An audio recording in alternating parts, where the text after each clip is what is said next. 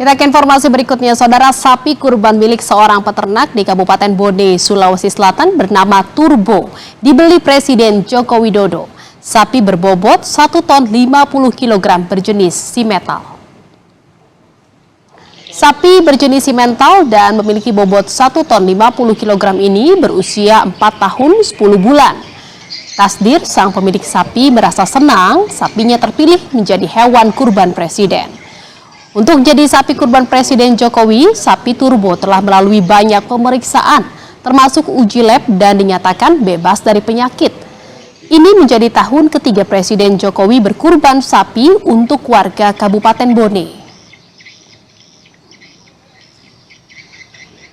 Alhamdulillah kita di Kabupaten Bone ini 3 tahun terakhir terpilih peternak kita untuk penyediaan sapi kurban. Dan ini adalah tahun ketiga Bone mendapatkan sapi kurban dan akan dialokasikan di Kampung Palingurung, lingkungan Palingurung, Kecamatan Pucadatan, Kelurahan Biru.